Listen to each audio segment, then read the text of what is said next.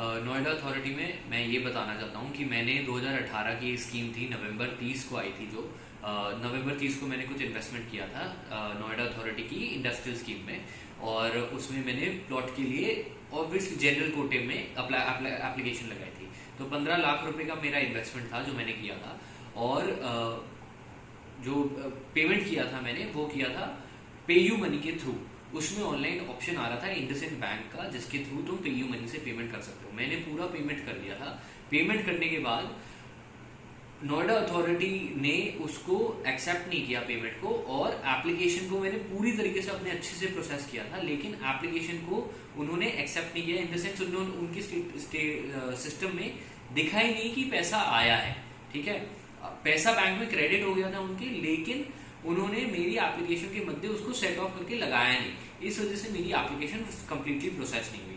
मैंने बहुत ट्राई करा, ईमेल भी लिखी, लेटर भी लिखा, वहां भी गया, कम से कम 100 बार जाकर मैंने ट्राई करा जिससे कि मैं मेरा एप्लीकेशन लग जाए, क्योंकि मेरे को प्लॉट की रिक्वायरमेंट थी। मैंने अपना नया बिजनेस स्टार्ट किया है और मैं उसके लिए कोशिश कर रहा था कि मेरे को कोई इंडस्ट्रियल प्लॉट के लिए अगर मिल जाता है तो फिर मैं अपना बिजनेस चला सकता हूँ। लेकिन मैंने बहुत कोशिश करी और मेरे को पैसे वापस आ गए।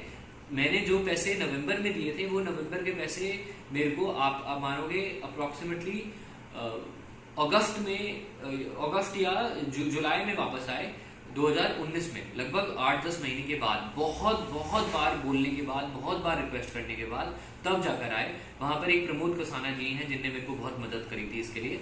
और उसके अलावा मैंने और बहुत रिक्वेस्ट करी, बहुत मुश्किल था, लोग पेपर नहीं ले रहे थे, तुम डॉक्यूमेंट दे रहे हो। तो उसमें जब पैसे भी वापस आए तो मेरी प्रोसेसिंग फीस काट ली गई, जो 20 या 25 हजार रुपए की थी, वो प्रोसेसिंग फीस काट ली। इसकी 100 बार मैं ईमेल डाल चुका हूँ। सेम फिर 2019 में कंपनी ने स्कीम निकाली, नोएडा अथॉरिटी ने जब स्कीम निकाली तब मैंने इस बार छोटे प्लॉट के लिए अप्लाई करा और 6 लाख रुपए के लिए अप्लाई करा।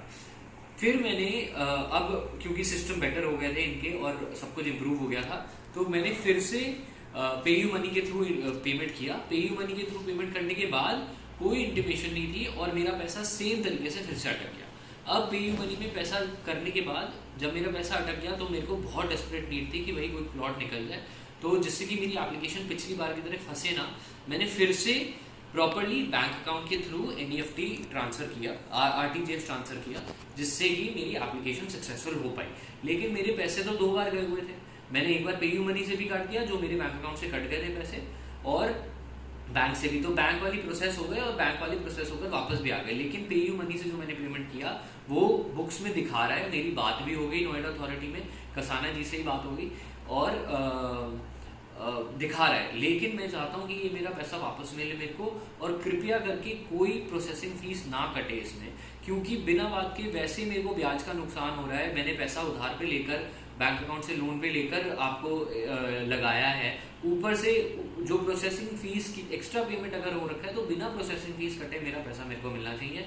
और जो 2018 का भी पैसा है वो भी मेरे को मिलना चाहिए, क्योंकि अभी तक मेरे को उसका भी नुकसान हो रहा है। जब मेरी एप्लीकेशन ही प्रोसेस नहीं हुई, सक्सेसफुली लगी नहीं, तो मेरा पैसा क्यों काटा गया नोएडा अथॉरिटी से। तो मैं बस यही बताना चाहता हूँ, और मेरा ये पैसा निकल के मेरे को वापस मिले, क्योंकि बिना बात के कितना डिले हो जाएगा, मेरे को 10-11 महीने की ब्याज देनी पड़ेगी, तो बहुत इशू है इस चीज़ का। और प्लीज़ मेरी ये हम्बल रिक्वेस्ट है जिससे कि ये जल्दी से जल्दी प्रोसेस करवाएं, और तभी मैं आपको ये लिंक दे रहा हूँ इसका, जिससे कि आप समझें और मेरा ग्रीवियंस समझ पाएं और मेरे को हेल्प करें इस चीज़ में।